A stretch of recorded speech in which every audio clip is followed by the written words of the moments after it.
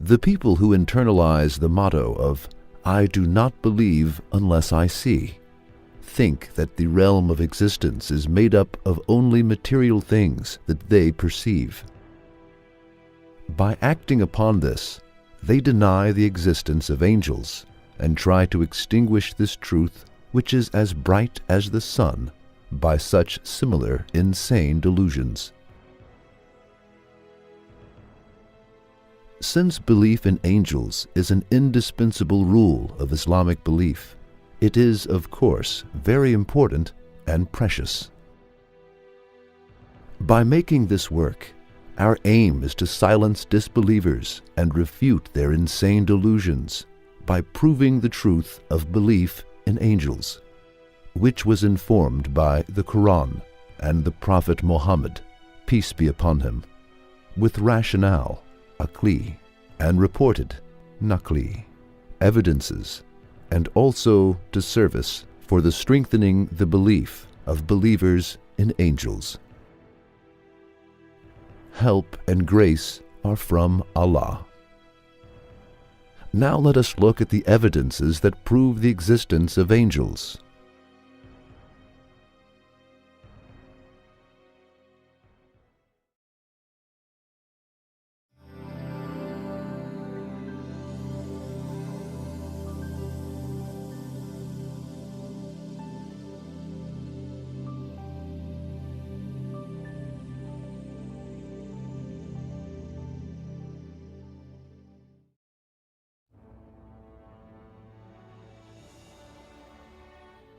Allah Almighty, who enlivened the world with living creatures in such a way, should definitely have enlivened the skies with angels.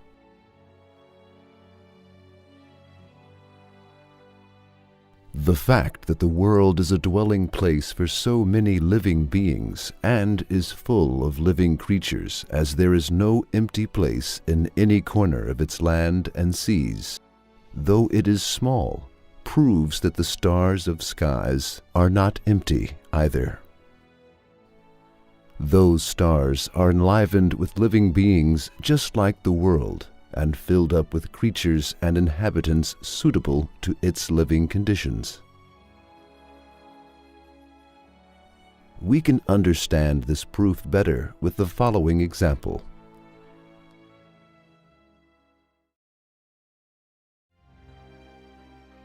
Two friends, one of whom is a Bedouin and the other is civilized, come to a magnificent city like Istanbul.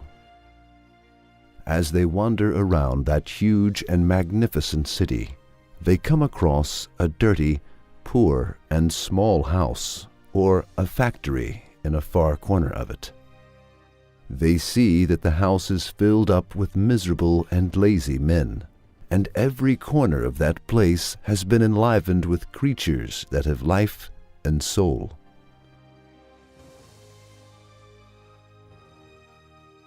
However, they have different foods and life conditions peculiar to them. While some eat plant only, some eat fish, and others eat a different kind of thing. These two men, who have seen the scene described above, observe that there are thousands of decorated high palaces very far away. These two men cannot see the inhabitants of that place because of the distance or their weakness of sight.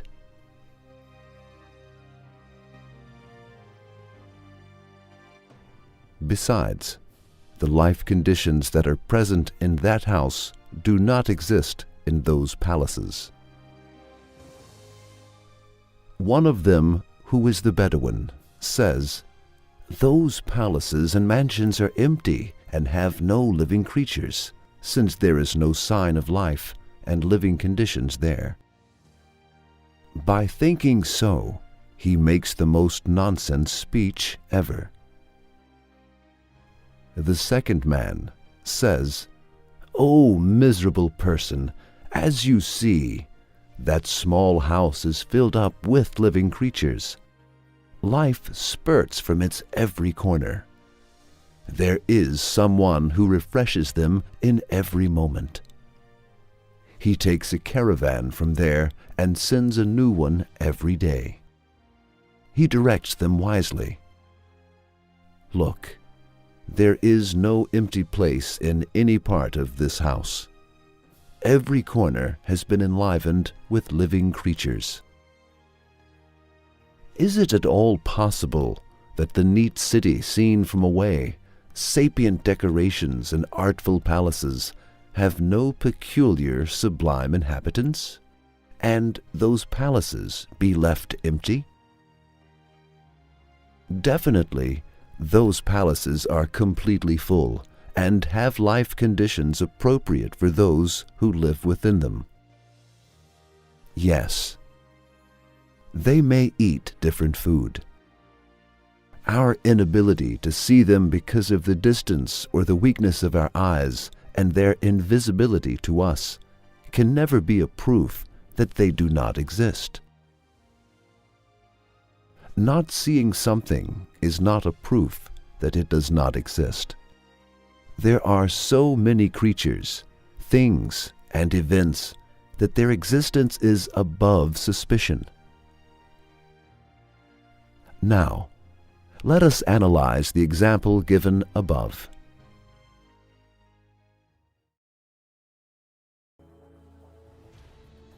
The magnificent city that is compared to Istanbul in the example is this realm and universe. One of those two men is a denier and an unbeliever. The other is a believer and a Muslim. The small house in the city is our residence and home, the world. The high palaces and decorated mansions which are seen from away are the stars, suns, and other planets of the skies.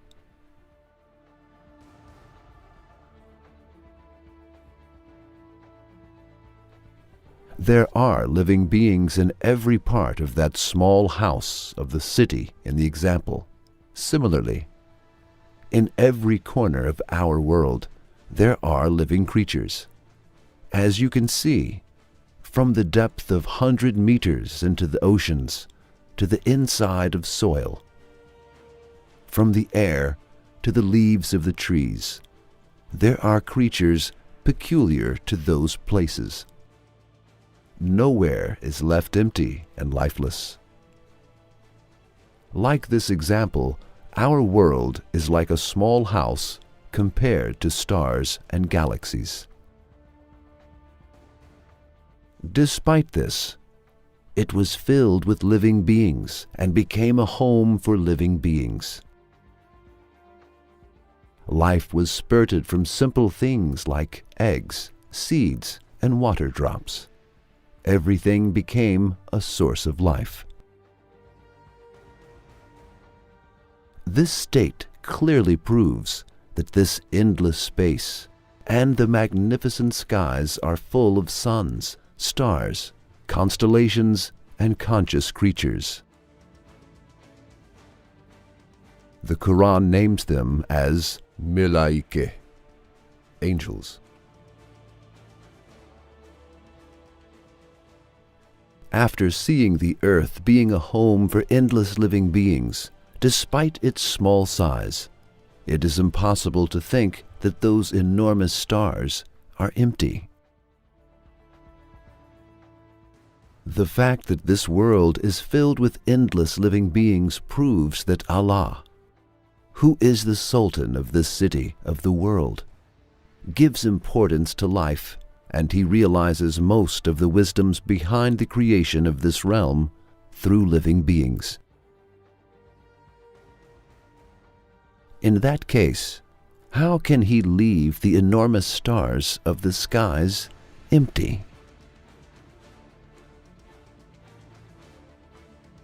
That is, the existence of the angels is as definite as the existence of human beings and animals.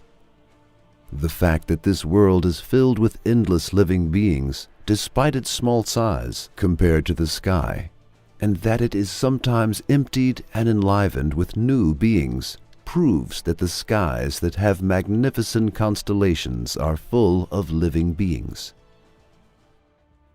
Those living beings, like human beings and jinn, are the spectators of the palace of the universe, the observers of the book of creation, and the heralds of the divine sovereignty.